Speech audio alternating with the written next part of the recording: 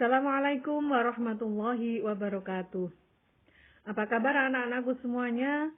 Saya berharap mudah-mudahan kalian senantiasa dalam keadaan sehat walafiat, baik lahir maupun batin, dan senantiasa dalam bimbingan Allah dan perlindungan Allah Subhanahu wa taala. Amin Allahumma amin. Hari ini bertemu kembali dengan saya, Guru Mapel Akidah Akhlak, yaitu Ibu Siti Neng Mahmudah. Mudah-mudahan kalian tidak bosan belajar akidah akhlak dengan saya. Saya kalau biasa di sekolah dipanggil Bu Ning. Insya Allah kalian semua masih ingat dengan nama saya.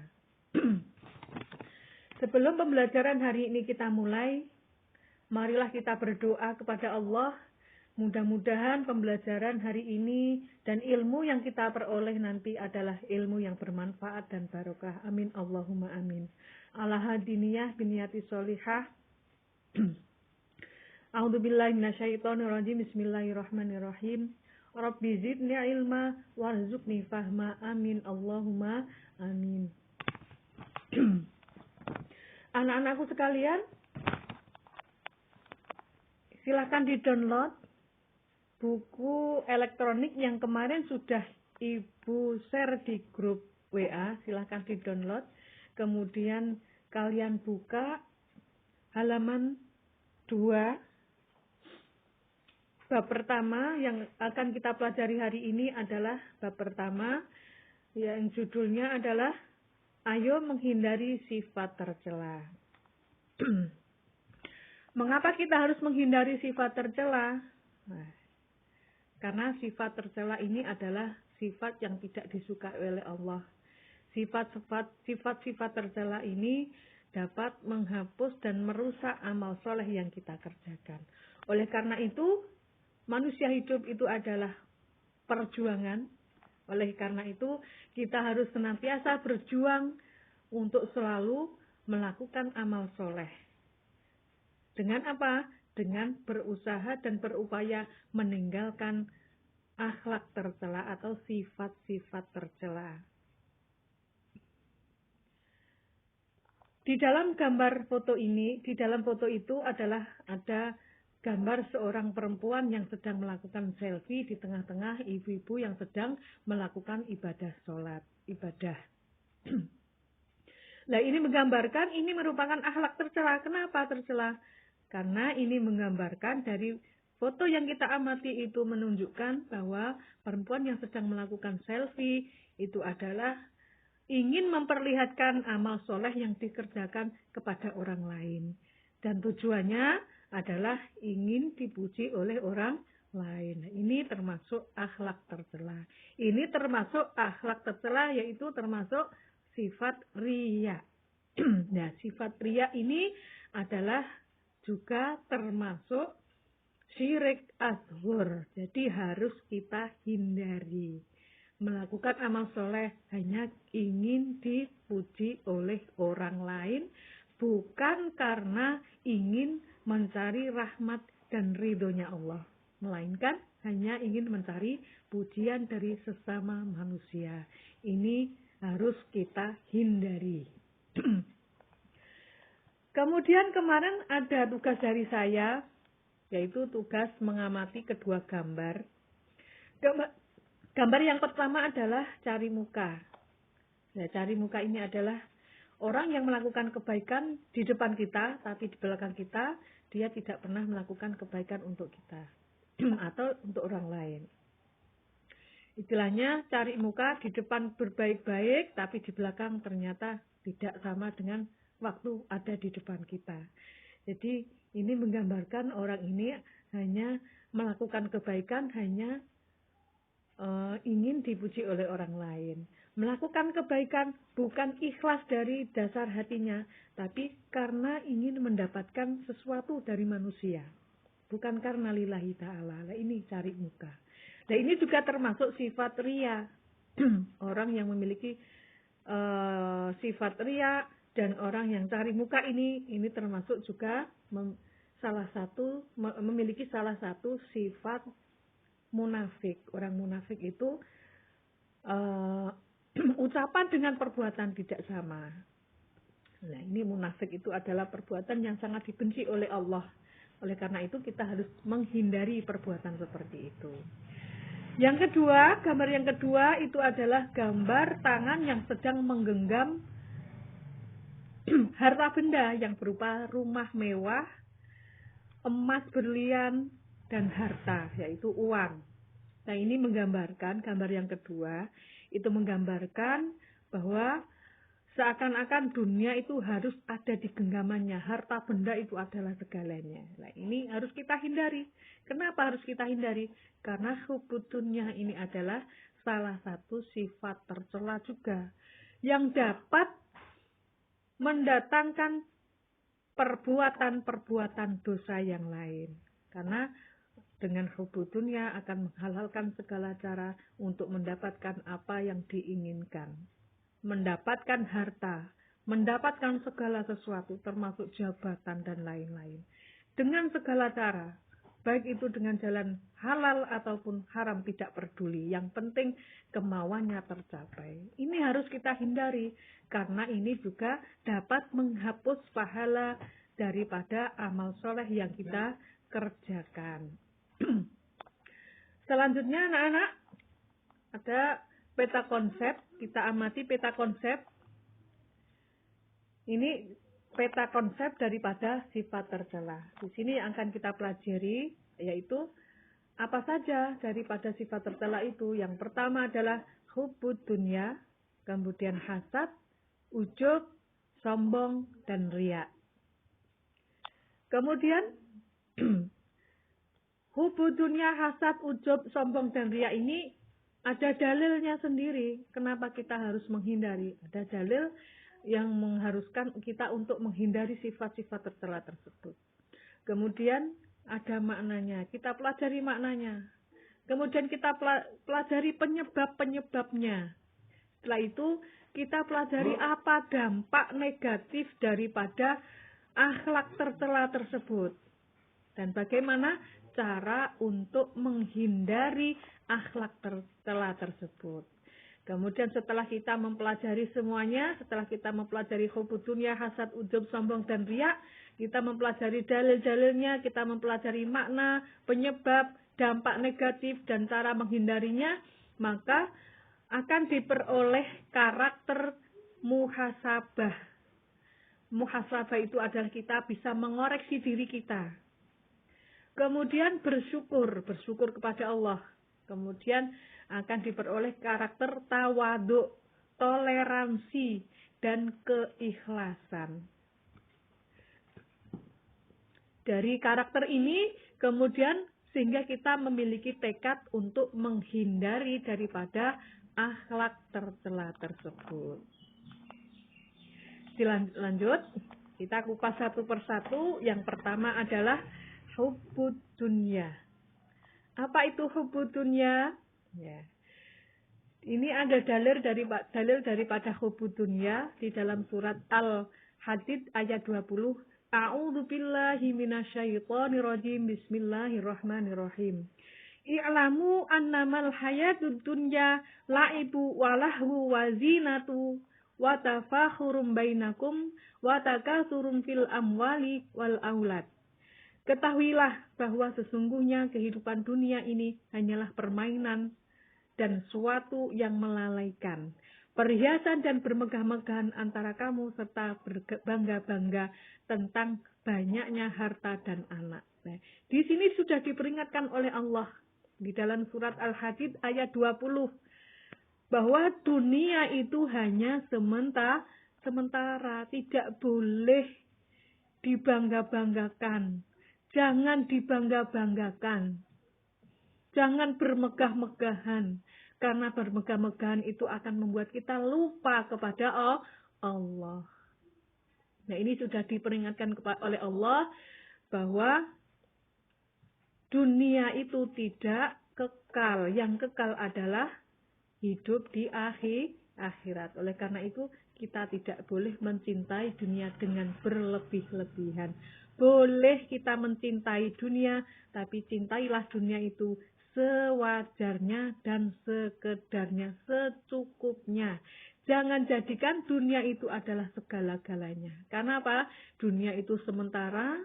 Jadi jadikan dunia itu adalah sebagai sarana untuk kita mencari bekal di akhirat nanti. Karena akhiratlah di kehidupan yang kekal. Kemudian pengertian daripada hubbud dunya. Al-hub adalah cinta, ad-dunya adalah dunia. Hubbud dunya artinya cinta dunia yang berlebihan. Jadi hubbud dunya itu adalah mencintai dunia dengan berlebih-lebihan. Menganggap dunia itu adalah kekal dan segalanya. Ini namanya hubbud dunya. Ada beberapa penyebab daripada hubbud dunya. Yang pertama, karena memiliki anggapan bahwa dunia ini adalah sebagai tujuan utama. Nah, ini salah, memiliki anggapan yang salah. Karena dunia itu adalah bukan tujuan kita. Tujuan kita itu adalah akhirat. Jadi, jadikan dunia itu sebagai sarana untuk kita hidup di akhirat. Jangan menganggap dunia ini adalah tujuan kita. Ini salah satu penyebabnya adalah karena kita memiliki pandangan hidup bahwa dunia itu adalah tujuan utama kehidupan ini. Yang kedua, suka mengumpulkan harta dengan menghalalkan berbagai macam cara. Ya, ini jadi penyebab cinta dunia.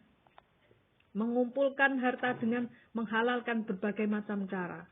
Segala cara ditempuh demi mendapatkan segala sesuatu yang diinginkan, yang urusannya dengan dunia. Bekerja keras. Boleh kita bekerja keras, tapi bekerja keras dengan halal. Bekerja keras, tapi yang ditempuh itu adalah bekerja yang tidak halal. Lah ini hubudnya tidak boleh. Haram. Bekerja yang tidak halal ini tidak boleh.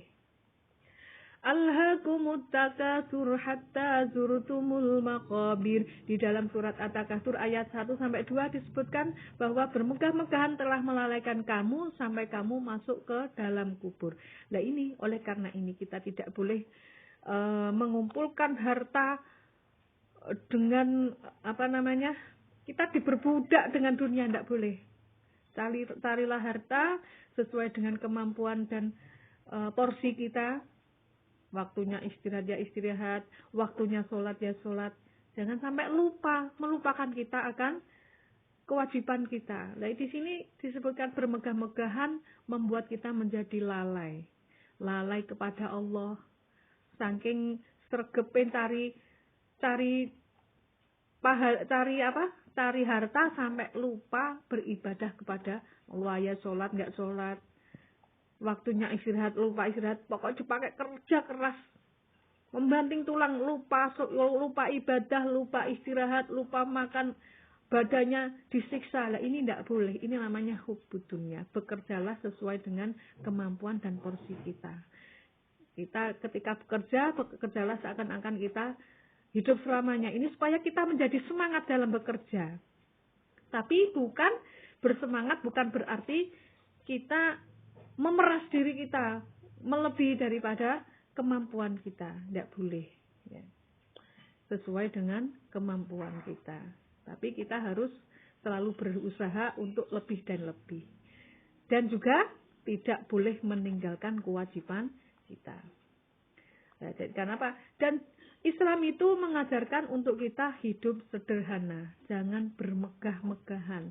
Karena bermegah-megahan itu akan membuat kita menjadi lupa kepada Allah. Lupa waktu beribadah dan lain-lain. Untuk penyebab hubbud dunya yang lain, silahkan dipelajari sendiri, dibaca. Ya. Selanjutnya, dampak negatif daripada perbuatan hubbud dunya. Dampak negatif daripada sifat hubbud dunya. Yang pertama, cinta dunia akan membuat mereka lalai kepada Allah yang tadi. Lupa sholat, lupa beribadah karena sibuk dengan kesibukan mencari harta benda saja. Sampai lupa istirahat, lupa beribadah. Nah ini tidak boleh. Ini dampak negatifnya, kita akan semakin jauh dan jauh kepada Allah. Lupa nggak pernah sholat 5 waktu. lupa nggak pernah beristighfar, lupa tidak pernah berdoa kepada Allah, diperbudak oleh dunia, sibuk mencari harta, sampai lupa. Dampak negatif selanjutnya adalah mereka yang begitu mencintai dunia akan mudah tergoyah imannya, mudah goyah, mudah terpengaruh dengan hal-hal yang hal-hal keduniawian, mudah terpengaruh. Diiming-iming uang 10.000, rela meninggalkan sholat 5 waktu. Na'udzubillah min dzalik. Mudah-mudahan kita semuanya bukan termasuk orang-orang yang demikian. Amin. Untuk dampak negatif selanjutnya silakan dibaca sendiri. Nanti apabila ada yang kurang dipahami, boleh ditanyakan kepada saya. Boleh ditanyakan kepada Bu Ning. Kemudian yang selanjutnya anak-anak, yaitu cara menghindari, bagaimana supaya kita terhindar daripada perbuatan hubud dunia. Yang pertama, mengingat bahwa kehidupan dunia ini hanya sementara. Dengan mengingat bahwa kehidupan di dunia itu adalah hanya sementara, bukan kekal, karena yang kekal hanya Allah saja. Dengan demikian maka kita akan selalu mengingat Allah dan tidak akan memprioritaskan kehidupan dunia. Jadi boleh kita mencintai dunia tapi secukupnya. Boleh kita mencari dunia tapi seperlunya dan secukupnya, sesuai dengan kemampuan, dan tidak boleh meninggalkan kewajiban kita sebagai seorang muslim, dan selalu mengingat kepada Allah dan selalu bersyukur kepada Allah. Yang kedua, memperbanyak mengingat kematian. Dengan memperbanyak mengingat kematian, maka orang itu akan semakin dekat kepada Allah. Tidak begitu memprioritaskan segala sesuatu yang berurusan dengan dunia. Jadi berusaha untuk lebih dekat dengan Allah. Ibadahnya jadi sungguh-sungguh, semakin khusyuk, karena ingat kematian itu semakin dekat kepada kita. Karena sesungguhnya yang paling dekat dengan kita itu adalah kematian. Sewaktu-waktu kita bisa dipanggil oleh Allah, kita tidak tahu. Hanya Allah yang tahu. Kemudian yang ketiga, qanaah, yaitu merasa cukup terhadap yang dimiliki. Terhadap perasaan yang sifat merasa cukup, perasaan merasa cukup. Merasa cukup terhadap segala sesuatu yang kita miliki, yang diberikan oleh Allah kepada kita. Merasa cukup, serta menjauhkan dari sifat tidak puas terhadap harta benda. Ini namanya sifat qanaah. Ini yang dapat menghindarkan kita dari perbuatan atau sifat hubud dunia. Yang keempat, mengingat bahwa apa yang kita lakukan di dunia akan dimintai pertanggungjawaban oleh Allah di akhirat kelak. Dengan demikian, maka kita akan senantiasa berusaha untuk menghindari sifat tercela, yaitu sifat hubud dunia. Karena segala sesuatu akan dimintai pertanggungjawaban kita nanti di akhirat. Kita hidup di dunia ini ibarat kita masuk di dalam supermarket. Jadi ketika keluar dari supermarket, maka akan dihisap, yaitu dimintai pertanggungjawaban. Kalau di supermarket gampang kita bayar dengan uang. Tapi kalau nanti di akhirat, kita di dunia ini ibarat di supermarket, kita ambil segala sesuatu, belanja segala sesuatu, kita manfaatkan segala sesuatu, itu nanti dimintai pertanggungjawaban ketika kita di akhirat, yaitu dihisap. Apabila yang kita ambil itu adalah baik-baik, yang kita lakukan itu adalah amal soleh, banyak amal solehnya, maka kita akan selamat dari api neraka. Tapi ketika dihisap, ketika kita mempertanggungjawabkan ternyata banyak amal buruknya, maka apa yang terjadi? Kita akan jatuh di api neraka. Na'udzubillah min dzalik. Mudah-mudahan kalian semua dan saya selamat dari api neraka. Amin Allahumma amin. Mudah-mudahan kita senantiasa diberikan kesehatan, diberikan keselamatan, baik itu di dunia maupun di akhirat. Amin Allahumma amin. Untuk materi selanjutnya kita bahas di pertemuan yang akan datang ya anak-anak ya. Untuk pertemuan hari ini, mari kita akhiri dengan ucapan Alhamdulillahirabbil alamin. Mudah-mudahan yang kita pelajari dan kita peroleh hari ini adalah ilmu yang bermanfaat dan ilmu yang membawa barokah dalam hidup di dunia dan akhirat kita. Amin. Tetap semangat anak-anak, jangan lupa jaga kesehatan, tidur yang cukup, jangan suka begadang, makan yang teratur, supaya kalian tetap sehat dan bisa mengikuti pembelajaran daring dengan baik. Tetap semangat dan jangan lupa tetap happy meskipun pembelajaran ini dilakukan di rumah masing-masing. Akhirul kalam, wabillahi taufiq wal hidayah, waridho wal inayah, Assalamualaikum warahmatullahi wabarakatuh. Sampai berjumpa di pertemuan yang akan datang.